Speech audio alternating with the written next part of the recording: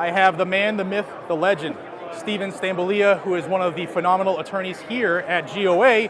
First off, before we jump into this, if you're not a member, links in the description of every single video I do. I don't know why you're not a member, because my friend just discovered there's a trap in this pistol brace rule, and he literally just went up to the ATF to verify it.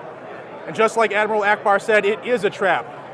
For those who don't know anything about NFA, please discuss what the 88 marker, 88 day marker is, and how this will absolutely entrap people and criminalize people. So there's so many different oddities with this rule, right? Number one, they issued it just a couple days before SHOT. I actually don't even know if it's been published in the Federal Register yet. As of yesterday, it wasn't. I can't even get online to check. I know, me neither. So yeah, welcome to SHOT. That's just how it works.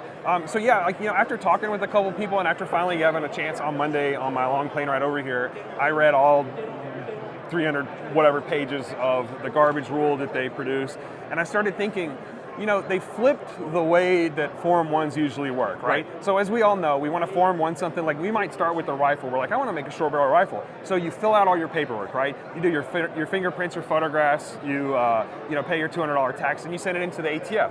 You don't have a short barrel rifle, right? You just have a regular rifle. So in 6 months to a year, 13 months, whatever it is, they issue you your stamp, say, hey, you're a good guy, you can make this into a short barrel rifle, and then you're like, yay, you buy your 7-inch upper, 8-inch upper, whatever it is, you put it on there. Right, and you build it at that point. Yeah, and you build it at that point, exactly, after you get the stamp. So what this rule does is it kind of flips the process around because, whoa, I've got a short barrel rifle in front of me that you've now set as a short barrel rifle, right? Right. So we're incriminating ourselves. Okay, so there's the first problem. Right. So now you're going to go to the ATF and you're going to say, I believe based on your rule, this is a short barrel rifle. Here are my photographs, here are my fingerprints, here's my address, here's a picture of this device, right? And you say that in your enforcement discretion, that's a flag, that you're not going to prosecute me while I have this pending form into the ATF. Right. But I'm already in possession of this thing that now is an SBR. And I just took photographic evidence. And sent it to you, the government. Right. Okay. Exactly. All right. I'm just making sure. I hope your people are following this, right? Yeah. Okay. So, what happens if the ATF denies your stamp?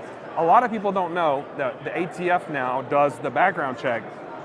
The FBI used to do the background check, and the FBI and the ATF had a little spat, a little lovers' quarrel, where the FBI told the ATF that they're not going to do the background checks for the ATF anymore, and the ATF, you have to do the background checks yourself.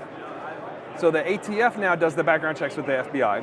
If that background check remains open for 88 days or longer, it's an automatic denial. Correct. Right. So now what happens when you get that back from the ATF saying that you've been disapproved? You've still got your SBR. Right.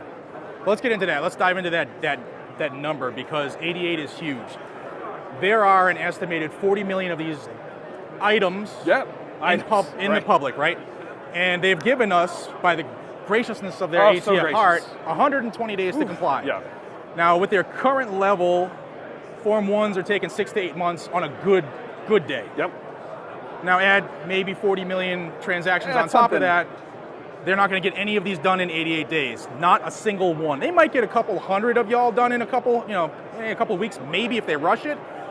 But a vast majority of everybody who falls for this trap and fills out all the information basically says, hey, look, I'm breaking the law. Here's my NFA item. Here's my picture. Here's my prints. And my address. And my address. And the picture of my dog. Yeah, maybe I have a dog.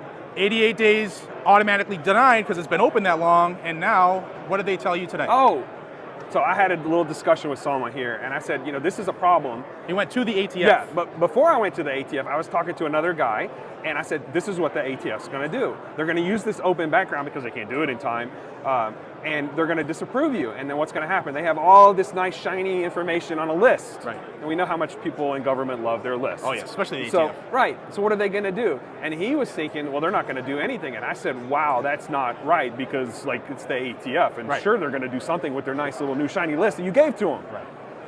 And I said, let's go talk to him. He's like, I don't want to go talk to him. So anyways, I went and go talk to him. And so I asked this guy who came to talk to me, because I guess he didn't see my GOA shirt because it had a jacket on. It's reading. Right.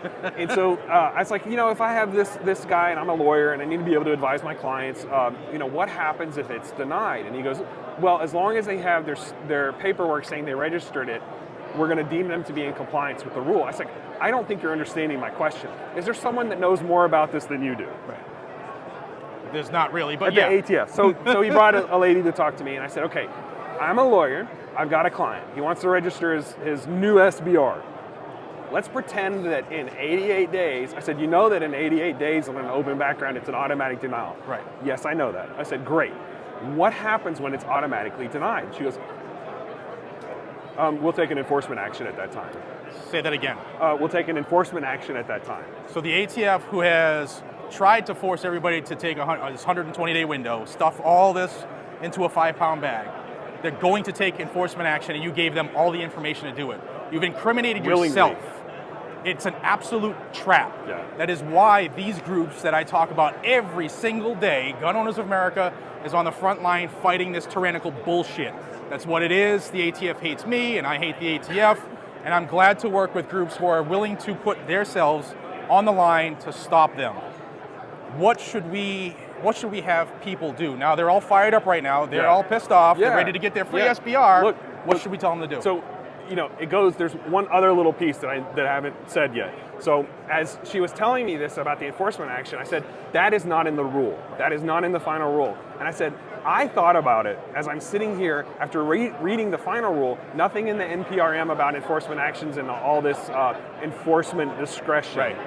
Well, why would you need discretion unless you've committed a crime and you don't want them to prosecute you? I wouldn't say I'm using my enforcement discretion to not prosecute you for not doing anything. You've committed the felony. 10 years in prison, $250,000 fine. Right. Okay. So I said, are you going to advise these people in your disapproval letters